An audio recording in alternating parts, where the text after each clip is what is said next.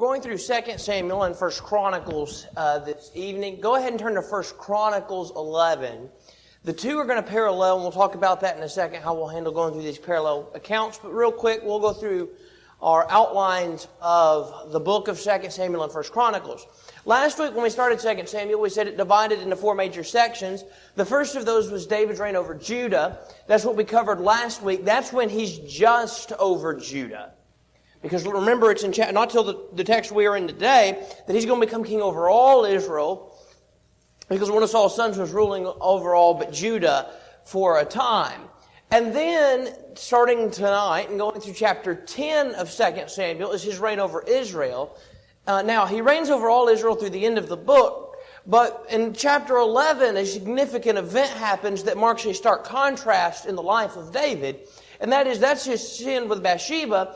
And so 11 through 20 is really his sin and its consequences. Because as we move throughout 2 Samuel, beginning at the latter half of 12, 11 is the sin, 12 in the first half is the rebuke, and the last half of 12 on is going to be a major change in the life of David. And so 11 through 20 is really the consequences that are going to follow because of David's sin. And then 21 through 24 is just David's final years, and that's really his preparation for Solomon to take over as king. First Chronicles, which we're going through at the same time, divided into two major sections. The first of those, and this is why we've gone quickly through 9 of the first 10 chapters, is a list of genealogies. It's a list of names in 1 through 9. And so that's why when we went through 1 Samuel, we hit through that rather quickly. Because it's mostly a list of names, and we wanted to spend our time in 1 Samuel. But beginning at chapter 10, really chapter 10 is the death of Saul. So it's not till 11 that David's going to take the throne. It's going to list him as taking over all of Israel. But really 10 through 29 deals mostly with the reign of David in the book of 1 Chronicles. Now, I said you want to turn to 1 Chronicles 11. You might want to put a piece of paper, though, or a marker at 2 Samuel 5 or 6, right there at the opening of 5 and 6, because we're going to spend the majority of our time in Chronicles. Because we're covering 11 through 16, and Chronicles and Samuel are going to record the same events. They're recorded in each. Chronicles is going to record some that are not recorded in our reading in Samuel tonight. And Chronicles is going to record some of the events in more detail. But be ready to turn to 2 Samuel. We can see some parallels that are there. But again, we're going to spend most of our time in 1 Chronicles 11. Now, something else to note as we move through this is, you'll notice as we move throughout these texts between Chronicles and Samuel, the order and sequence of events is somewhat different. For example, we're going to deal with in chapter 11, or chapter 5 of 2 Samuel, the last half of chapter 5 is going to be referred to David as being established as king and David defeating the Philistines, and that's going to happen at the end of chapter 5. However, in Chronicles, that's not taking place until chapter 14. So these events are going to take place in a different order. Chronicles being in more detail is going to be more precise in that a more precise timeline and order. So the events are going to be shortly summarized in Samuel, but Chronicles is going to record them in more detail and in more sequential order, because we're going to notice, like when we get to the ark, there's going to be a time period of about 3 months between when the ark comes to Kirjath-Jearim and comes to Jerusalem finally. Samuel records all that in one text. Chronicles is going to record events that take place in between that and then come back to it. So we'll note that as we go through the text this evening. But let's go ahead and look. 2 Samuel 5 and the first part of 1 Chronicles 11 and the first part of 2 Samuel 5 are going to be some parallels. So the first 5 verses of 2 Samuel 5 and the first 3 verses of 1 Chronicles 11 is David is made king over all Israel. We'll read Chronicles' account. Then all Israel came together to David at Hebron, saying, "Indeed we are your bone and your flesh. Also in time past, even when Saul was king, you were the one who led Israel out and brought them in. And the Lord your God said to you, you shall shepherd my people Israel and be ruler over my people Israel. Therefore all the elders of Israel came to Hebron, and David made a covenant with them at Hebron before the Lord, and they anointed David king over Israel according to the word of the Lord by Samuel." And so this is when David's going to be made king over all of Israel. Remember, to this point, he's only been ruling over who? Judah. Now he's king over all Israel. This is one of the few occasions where there's a little bit more recorded in Samuel than Chronicles. Samuel notes that David was 30 in verse 4 of 2 Samuel 5 when he came to the throne. He reigned for, does anybody know how long he reigned? 40 years. He reigned, in Hebron he reigned over Judah 7 years and 6 months, and in Jerusalem he reigned 33 years over all Israel and Judah. So that is recorded in 2 Samuel. That's not alluded to in 1 Chronicles 11, but it is recorded in 2 Samuel 5, verses 4 and 5. Then the second part of chapter 11, we're going to go through this rather quickly. We've got a lot of ground to cover, is going to be the conquest of Jerusalem. You see, Jerusalem we often know as being the capital of Judah, but Jerusalem has not been in control of the Israelites until this chapter, these two chapters. That's why we'll note when we get to the story of the ark, that the ark's going to come to Jerusalem for the first time, not being returned as we often refer to it as. But note, beginning at verse 6 of, verse 4 rather, of 1 Chronicles chapter 11. David and all Israel went to Jerusalem, which is Jabesh, where the Jebusites were, the inhabitants of the land. But the inhabitants of Jabesh said to David, "You shall not come in here." Nevertheless, David took the stronghold of Zion, that is the city of David. If you look at the other ones, the king went, and his men went to Jerusalem against the Jebusites. 2 Samuel 5:6 alludes to. So this place that he's coming to take, Jebus, is what we know often referred to as Jerusalem. As the stronghold of Zion, known as the city of who? The city of David. Now David said, "Whoever attacks the Jebusites first shall be chief and captain." So whoever goes in to Jerusalem and attacks the Jebusites first, that'll be my chief, that'll be my captain. Again, this is one thing Chronicles is recorded in detail that Samuel does not include.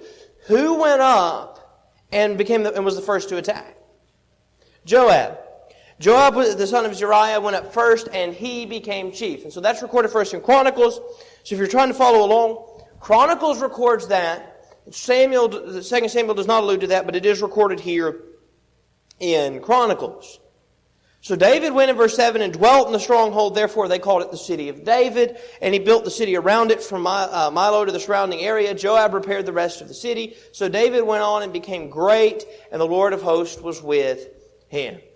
And so this is where they've come into Jerusalem, they've taken the stronghold of Jerusalem, and dwell there. Now, the rest of chapter 11, this is something to note. The rest of chapter 11, this list here of really David's mighty men is what it's referred to in verse 10. If you look in verse 10, now these are the heads of the mighty men whom David had. So these are the mighty men whom David had. This is recorded in Chronicles. I said earlier, Chronicles will record some things that are not referred to in Samuel. So we have two accounts. We'll have some recorded and one that's not in the other. So in our readings tonight, we have more to cover in Chronicles, that we're really covering mostly the same events. Chronicles records a couple of more, Samuel doesn't, and records in more detail for the most part. But David's mighty men, it's listed here in 1 Chronicles 11. It is not listed in either 2 Samuel 5 or 2 Samuel 6, which are the texts we're going through this evening. Excuse me. But it's just listed there that he had the heads of the mighty men whom David had, and he strengthened themselves with him in this kingdom. And he goes on and talks about that. And for time's sake, we'll not go through all that, but I do want you to drop down to verse 15. Now 3 of the 30 chief men went down to the rock to David, into the cave of Adullam, and the army of the Philistines encamped in the valley of Rephaim. David was then in the stronghold, and the garrison of the Philistines was then in Bethlehem. And David said with longing, "Oh, that someone would give me a drink of water from the well of Bethlehem, which is by the gate." So the 3, that's talking about the 3 of the 30 chief men he had, broke through the camp of the Philistines, drew water from the well of Bethlehem that was by the gate, and took it and brought it to David. Nevertheless, David would not drink it, but poured it out to the Lord, and said, "Far be it from me, O my God, that I should do this. Shall I drink the blood of these men who have put their lives in jeopardy? For at the risk of their lives they brought it. Therefore he would not drink it. These things were done by the 3 mighty men." So it records this event where David is longing for water from the well of Bethlehem. And he's just said something about longing for it. These 3 men that he had, these 3 mighty men, break through the camp of the Philistines, go and draw out the water for David from the well of Bethlehem and bring it back to him at the stronghold. But David doesn't drink it. Why? Why does David not drink it? After all, he was longing for this water.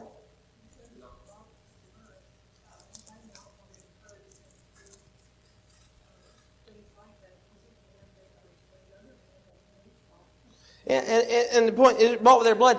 Here, let's talk for just a second about the loyalty and service of these men. David just sort of mentions that he longed for having the water from the well. He didn't send anybody out. He didn't say, hey, go to Bethlehem and get me water from the well. He's just mentioned, that someone would give me a drink of the water of the well of Bethlehem, which is by the gate. And these three men took it upon themselves to go in and to get it and bring it back.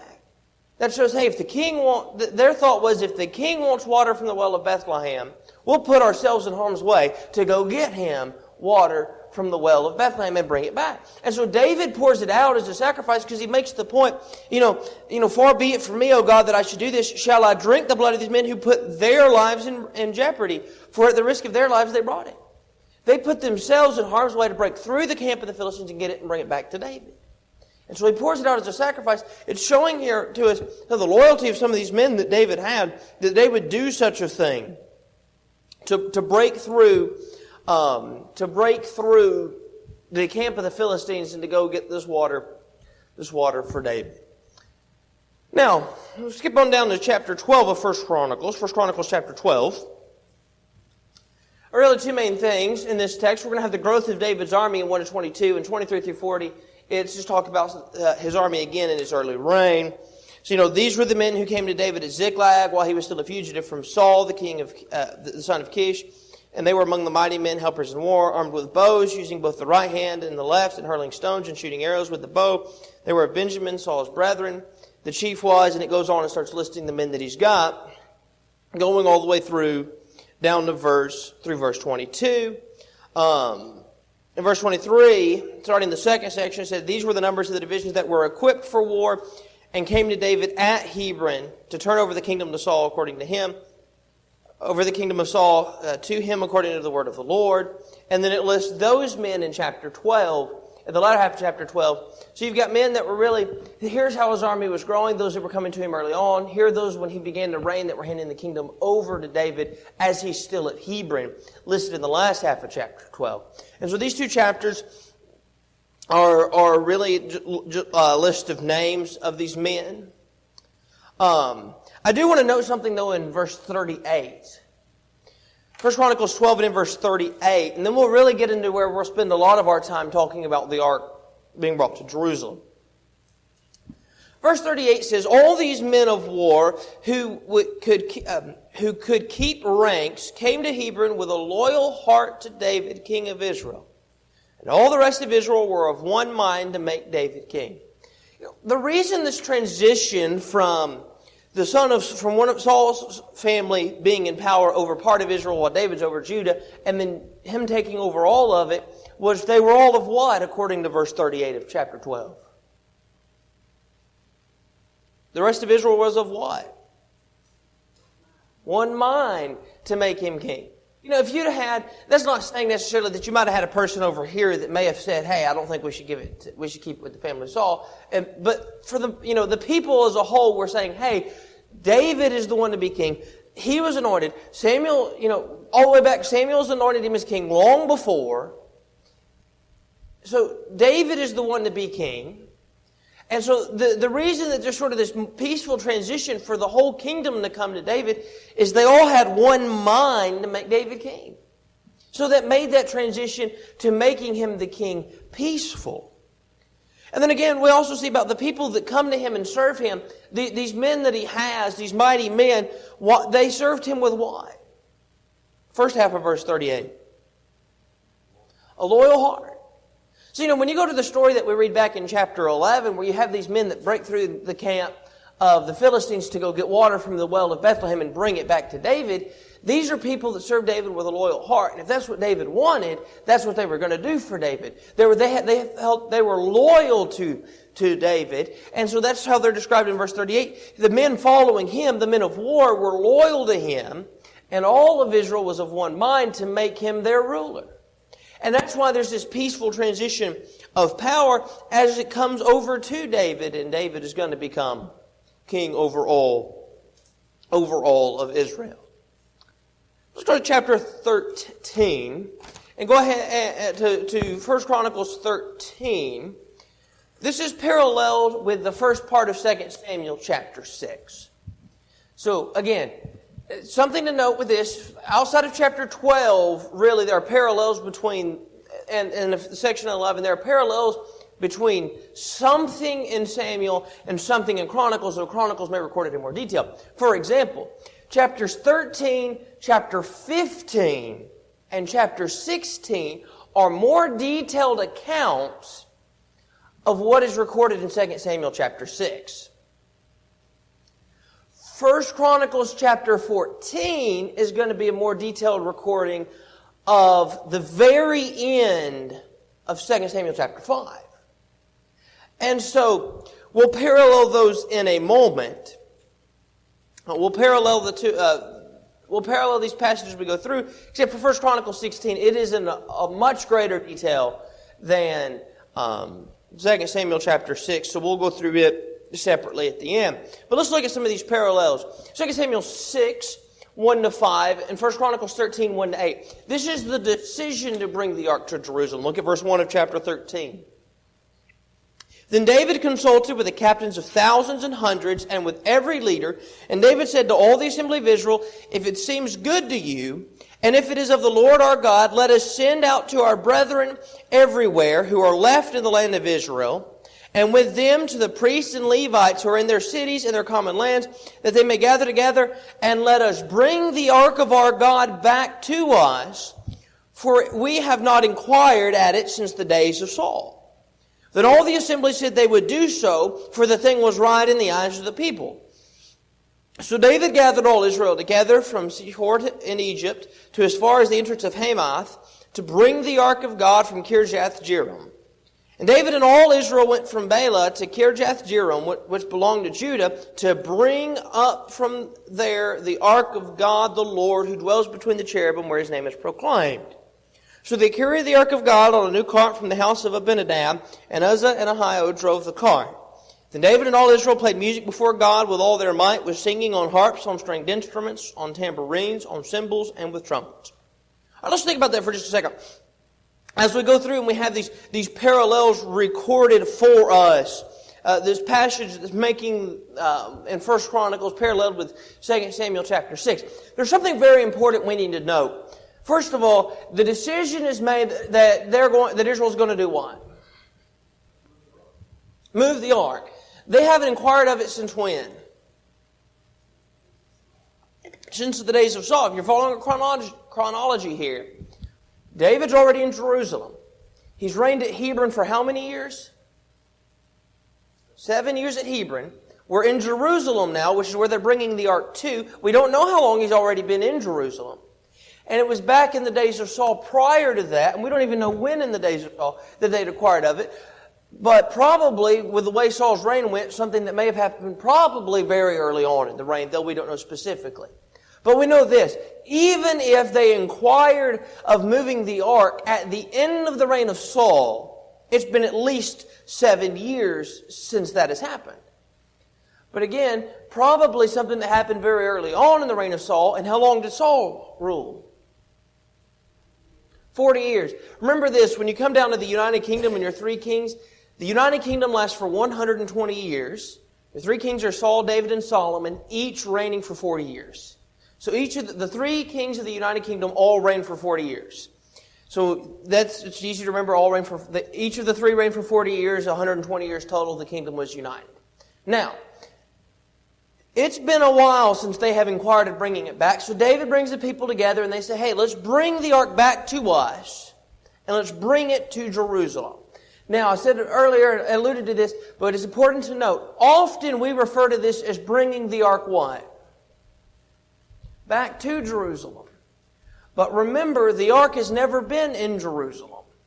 We often refer to that because we think it's coming back to where the tabernacle is. But remember, it was at Shiloh back at 1 Samuel when it was first taken away. The capital was not moved into Jerusalem until 7 years into the reign of David. And now the tabernacle is there. That's the capital for Israel is in Jerusalem, now the city of David. That's what the tabernacle is. And now they're bringing the ark there. But the ark has never been in Jerusalem. It's just coming back to the tabernacle for the first time. It's coming to the city of Jerusalem for the first time. Because Jerusalem is something that Israel has just now gained control of. But the decision was, let's inquire about it. Let's bring the ark back to us. Let's bring the ark back to us. But there's something very important to note in verse 7 of 1 Chronicles 13. And it's also referred to in verse 3 of 2 Samuel 6. And what is that? They carried the ark on a cart. Now, several weeks ago, it's been almost 2 months ago, when we went through the first part of 1 Samuel, I mentioned that it's important to remember, how did the Philistines move the ark? All those years prior. On a new cart. Now remember, the ark has been stationary for some time. And even though they may have inquired of it in the days of Saul, the ark is still where it was left all the way just a few months, less than a year, after it had originally left Israel. All the way back when Samuel was still young. So it's been some time since the ark has been moved. And the last time the ark was moved it was moved on the cart by the Philistines. That's the last thing that people probably remembered. You can imagine if you're standing there, they may know what the law says, but you may have some older people there that remember when the ark came to that city that said, hey, it came here on a new cart, let's put it on a new cart and take it to Jerusalem.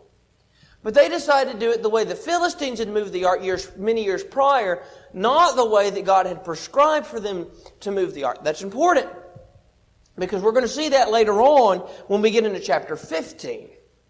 And the ark's going to come all the way to Jerusalem, finally.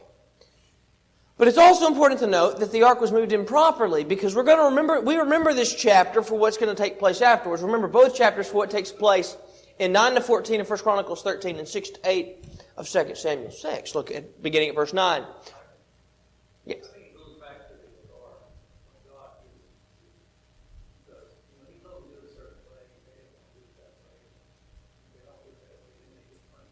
Right, it seemed more convenient for them to move it on a cart. Pick up at verse 9, because it's important to note, too, the authority of the fact they're moving it improperly, because it's going to lead to some events that we're going to read here in just a second. And when they came to Shidon's threshing floor, Uzzah put out his hand to hold the ark, for the oxen stumbled. Then the anger of the Lord was aroused against Uzzah, and he struck him because he put his hand to the ark, and he died there before God. And David became angry because of the Lord's outbreak against Uzzah. Therefore that place is called Perez Uzzah to this day. David was afraid that day, saying, how can I bring the ark of God to me? So David would not move the ark with him to the city of David, but took it aside to the house of Obed-Edom the Gittite. The ark of God remained with the family of Obed-Edom in the house 3 months, and the Lord blessed the house of Obed-Edom on all that he had. We'll pick up in that story. If you're in Samuel's account, the story continues on, but that's because we're going to pick up on that in chapter 15 in a moment, where the ark's finally going to be brought all the way back to Jerusalem. But it's important to note something here. Oftentimes we go to this text and we talk about how, because something seems good, doesn't necessarily mean that it's okay. How many people here would agree that what Uzzah did seems like, from the human standpoint, a good thing? I would say we probably all would agree. Here's the Ark of the Covenant being moved. The oxen stumble. The ark's probably going to fall. If the ark falls, it may break or whatever. I would dare say probably every one of us, not knowing the story of Uzzah, if we were in his position, might have done the same thing. The majority of us probably would have done the same thing, because our first instinct would have been, when we see the ark fixing to fall, is to catch it. Keep it from falling. And when we look at it from the human standpoint, what Uzzah does is a good thing. But Uzzah was not to touch the ark. And so God strikes him so that he dies. But I think it's important to note something very important. What Uzzah did was wrong. Plain and simple. It may have seemed like a good deed, but he wasn't to touch the ark. He touched the ark. That's why he's punished with death. But let's think about this for just a second. Uzzah's death never would have happened if what? They'd have moved it properly in the first place. Because if they were carrying it as they're supposed to carry it versus having it on a cart, then the oxen wouldn't have stumbled. Because there'd have been no ox pulling it. So you see, we learn something here very important, and that is that one sin can lead to another sin. We'll see that in even greater detail when we get to chapter 11 of 2 Samuel, and 11 and 12, and we'll see the sin of David and how it continues to grow and grow. But one sin, one mistake, one decision that we make that is not the decision we need to make, one thing where we violate God's law can lead to another. I mean, you think about it. Oftentimes, one sin leads to another. In this case, it was to keep the ark from falling, because it was stumbling. The ark wouldn't have been, it was starting to sort of teeter as the oxen stumbled. But it wouldn't be teetering on the cart, and the oxen wouldn't have stumbled if it had been carried on the poles. So you think about it. Sometimes you see somebody they're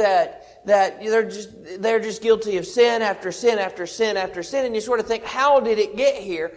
It all started with the first one in the first place. And once it starts with one, a violation of God's law, then it just continues on and on and on.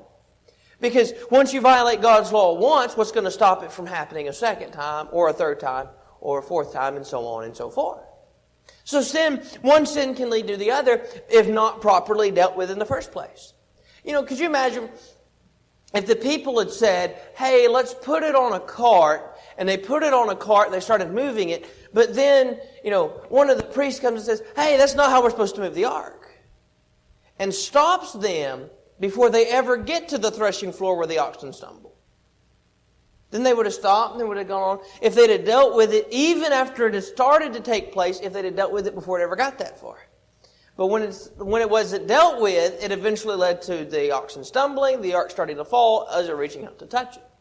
So one sin can lead to another sin. I think it was something we can see bore out in this text.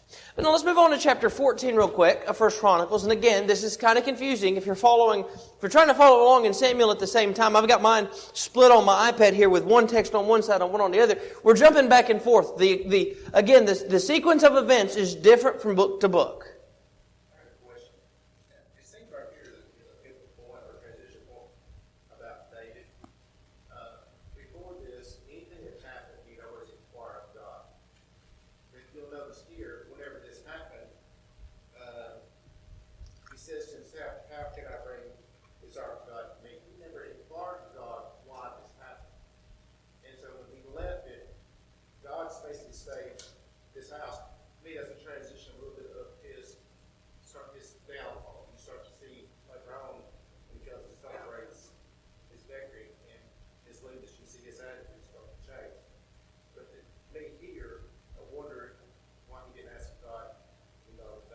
That's a good point. Then it is the transition. You'll see times where, he'll inquire God here or there, but there does seem to be this transition. He doesn't inquire. He's bringing the Ark of the Covenant back to the tabernacle. He's supposed to bring it back, remember, into the tabernacle, which is supposed to be the dwelling place, the dwelling place of God. And this entire time, he inquires of others. He calls the others together to inquire how to do it. They, as a consensus, come to a decision how to do it. But you're right, he doesn't inquire of God. And it is important to note in this entire event that he didn't come and say, inquire of God, or did anybody at any point, at least that we have recorded for us, ever refer to, hey, here's what the law says about moving the ark. You would have thought somebody somewhere, even if David didn't, somebody should have had the wisdom to have said, hey, I know that sounds convenient and like a good idea, but what the law states is, and here's what the law states. And, but nobody, even with, aside from David, nobody ever brings up that point. And he brought with him the priest and the Levites. And those should have been, the priest and the Levites should have been the people to know how the ark should have been moved if nobody else did. They should have been the ones that said, hey, here's how it's supposed to be moved. Because they're the ones in charge of taking care of that and moving the tabernacle and moving the ark. But it's a good point. Nobody ever makes the point about or takes the time to inquire of God in this initial attempt to move it. 1 Chronicles 14. Real quick, we'll go through this quickly because we want to get to the last half of the story here in a second of the moving of the ark. David established his king's rule. It's referred to, it's recorded in more detail in 1 Chronicles. Really, verse 1 and 2, it's referred to at the same.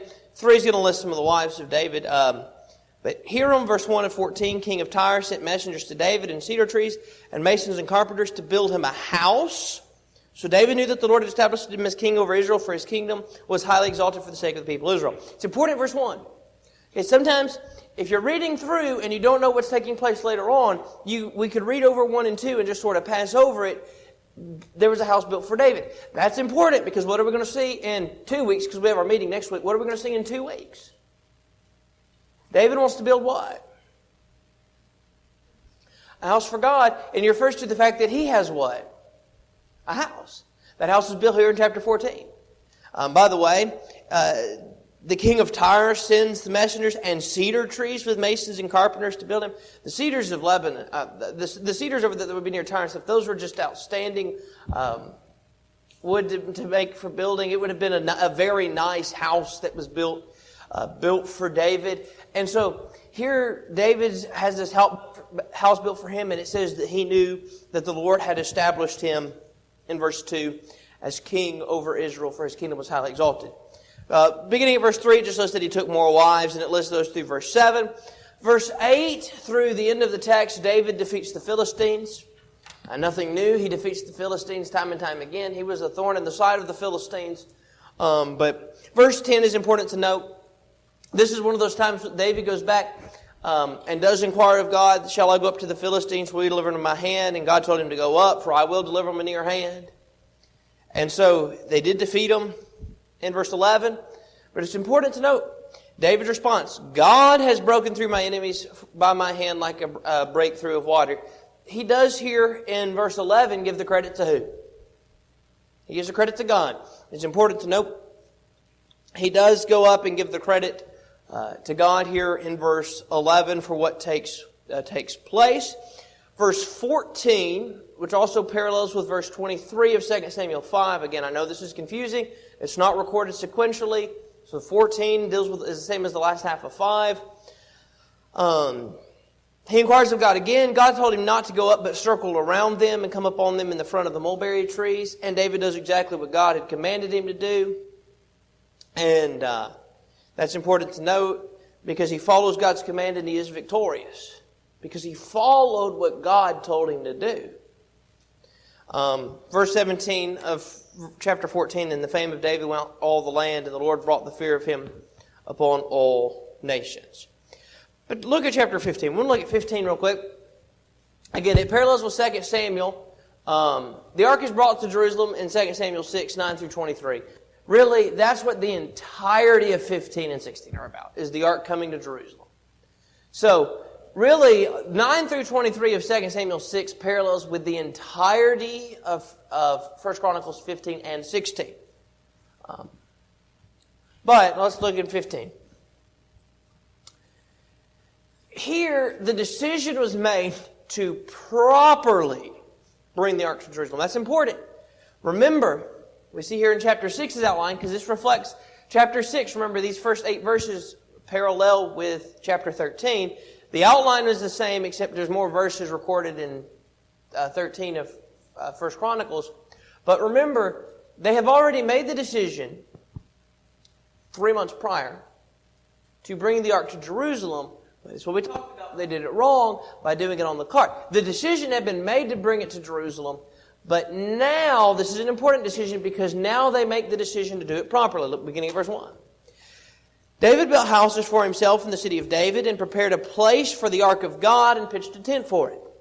Then David said, listen, no one may carry the ark of God but the Levites, for the Lord has chosen them to carry the ark of God and to minister before him forever. It's important to note, again, they're going to attempt here to move the ark again. This time, they're going to be successful. But what's the difference between the second time they move it here in chapter 15 and when they try to move it in 13? They obeyed God. They moved it the proper way this time. So David gathered all Israel together at Jerusalem to bring up the ark of the Lord to its place, which he prepared for it. Then David assembled the children of Aaron and the Levites, and it lists through here the people that are gathered together. But he said in verse 12, I want to note verse 11 and 12, David called for Zadok and Abiathar the priest, and for the Levites, for Uriel, Asaiah, Joel, Shemaiah, Eliel, Aminadab. He said to them, you are the heads of your father's houses of the Levites. Sanctify yourselves, you and your brethren, that you may bring up the ark of the Lord, the God of Israel, to the place I prepared for it. It's important to note, he calls up who in verse 11? The priest and for the Levites. Remember what he said in verse 2. Who are the ones that can carry the ark?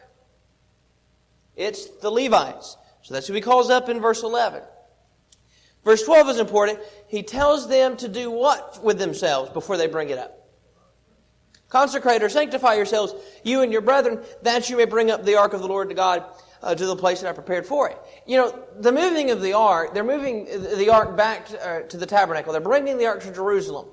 They can't just go in the same situation, the same way they would go, just get up and just go move the ark like they went to the marketplace. They needed to sanctify or consecrate themselves because the undertaking is they're moving the ark of God back to the tabernacle. They're bringing the ark of God to Jerusalem. They're going to move it. They need to sanctify themselves before they do it. This doesn't need to be treated as something common, something every day, like going to the marketplace and, buying something. But they needed to sanctify themselves before they went up to get it and to bring it back. But it's important to note verse 13. For because you did not do it the first time, the Lord your God broke out against us because we did not consult him about the proper order. Now David understands. Remember, chapter 13, 2 Samuel 6 records this as well. What's David's initial response when Uzzah dies? He's angry. Why has this happened? How am I going to bring the ark up? This time, it seems David understands now, here's why it didn't happen. You didn't sanctify yourselves the first time, and we, referring to all of them as a whole, did not consult with God about the proper order. But now we know the proper order. Now we know what we need to do. So that's what we're going to do. So 14 through 29, they're going to actually bring it to Jerusalem. So the priests and the Levites sanctify themselves to bring up the ark of the Lord God of Israel, and the children of the Levites bore the ark of God on their shoulders by its poles, as Moses had commanded according to the word of the Lord. And David spoke to the leaders of the Levites to appoint their brethren to be singers, accompanied by instruments of music, stringed instruments, harps, and cymbals, by raising their voice with resounding joy. And the Levites appointed, and then they list the people there to sing and to move the ark. Drop down to verse 25. So David, the elders of Israel, and the captains over thousands went to bring up the ark of the covenant of the Lord from the house of Obed-Edom with joy. And so it was when God helped the Levites who bore the ark of the covenant of the Lord, they offered 7 bulls and 7 rams. David was clothed with a robe of fine linen, as were all the Levites who bore the ark, the singers, the Chaniah, the music masters with the singers, and David wore a linen ephod. Thus all Israel brought up the ark of the covenant with shouting and with the sound of the horn, with trumpets and cymbals, with making music and stringed instruments and harps. And it happened as the ark of the covenant of the Lord came to the city of David that Michal, Saul's daughter, looked through the window and saw David whirling and playing music, and she despised him in her heart. This time, by the way, this is recorded in a little more detail over in 2 Samuel chapter 6.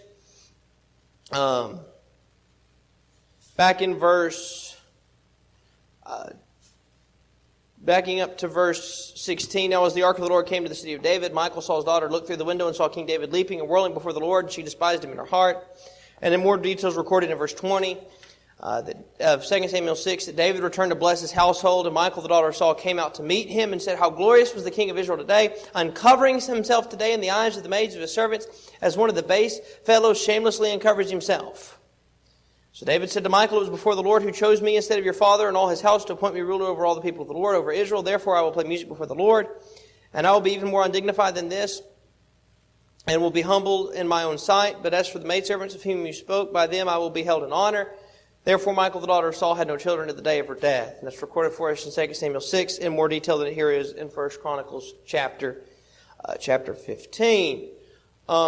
Real quickly, our time is running out. Chapter 16, the ark's going to be brought in the first 6 verses, placed in the tabernacle. But I want us to note real quick the Song of Thanksgiving in verse 7.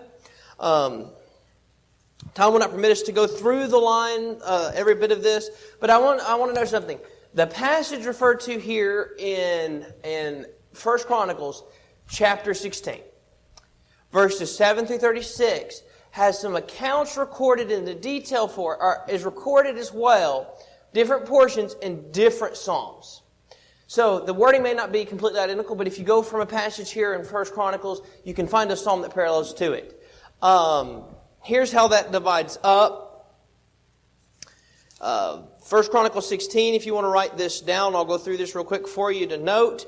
Verses 7 through verse 22.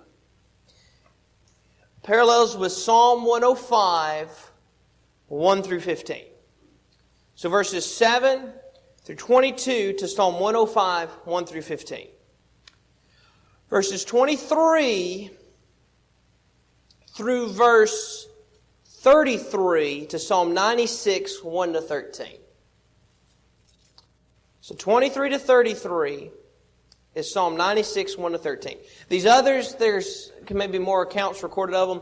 Verse 34 to Psalm 106, 1. Verse 35 to Psalm 106, 47 and 48. And verse 36 to Psalm 72, 18. Those accounts are recorded. Very similar or identical wording to those Psalms. Those particular verses allude to that. Do note, it does say in verse 7 that on the day David first delivered the psalm into the hand of Asaph and his brethren to thank the Lord, and then it's recorded there. That's recorded in several different Psalms, these different lines of this. Not all in one, but those are recorded in Psalms as well. So when we get to Psalms later on, well, this passage here may sound familiar.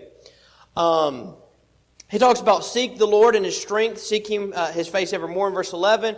Remember His marvelous works He has done. That's important in verse 12. They need to remember His marvelous works. If they forget them, they're not going to be the kind of servants they need to be. The problem with Israel later on is Israel's going to forget. David's reminding them in this psalm, here recorded here for them, remember what the Lord has done for you. Remember His covenant, the words which He commanded for 1,000 generations. That's something important. In this psalm given here, after the ark finally comes into the tabernacle, remember His covenant and remember His commandments. Remember, the first time they moved the ark, that's what they didn't remember. Maybe that's on the mind of David as this is being recorded, the fact that they didn't remember the command of God, or at least if they remembered it, they didn't obey it. And he's reminding the people here, remember His covenant with you, but remember His commands as well that He's given to 1,000 generations. And then 37 through 43, Israel comes and worships God together in 37 through 43. We've gone through that rather quickly this evening. But let's talk about some practical lessons we learn from this text in the next couple of minutes. What are some practical lessons we can learn? David became greater because he trusted in God and he obeyed Him. Right. When the times we see David putting his complete trust and faith in God, David becomes mightier as king. Like when he battles the Philistines, he consults with God. He's victorious. He consults again. God tells him, don't go up this way, but do it this way. He does that. He's victorious. He consults with God. When he's leaning on God, he's even stronger. Put these up here real quick. We don't have time to go through any of these in any great detail. But I do want to note this one again, this second one. That good deeds do not negate God's commands. Again, what Uzzah did, we would all consider a good thing. But that didn't negate the command of God. Something I noticed that I've never noticed before, Uzzah grew up with the ark in his home. That's probably part of the problem, is it may have become so common to him. I just thought that we're talking about practical lessons. You know, he grew up in his home. He probably thought he understood the ark. He knew all about the ark. You know, there's a lesson for us about, you know, our children were raised in the church and what they think they know. Right. And where that lack of respect and that lack of understanding of who God is sometimes. Right, and then it becomes just a common thing. Just like maybe the ark was to Uzzah, the ark may have just been like a common thing because it's been there in his house. That's a good point. It's been there before him as he's growing up. I mean, think about how long it is. I don't know how old Uzzah was, but surely his entire life it had been there. I mean, he and his brother are the ones taking it. So Right. It's like they have that, like they have some special knowledge, or you know, they feel like they Right. got this. And then he reaches out and touches it. Again, that's a good point. Probably is a common thing. I do think it's important too to note God's word holds true. Those would be punished that touched the ark. It didn't matter the situation. Not only was he expected to obey his command, but Uzzah was punished for touching the ark. What God says will hold true, and that's why the problem ultimately began with they didn't move it properly, and when they did move it properly, the ark finally made its way to Jerusalem. We won't have class next week because of the gospel meeting, but we'll pick up in 7 and 8 of 2 Samuel, and then 17 and 18 of 1 Chronicles in 2 weeks.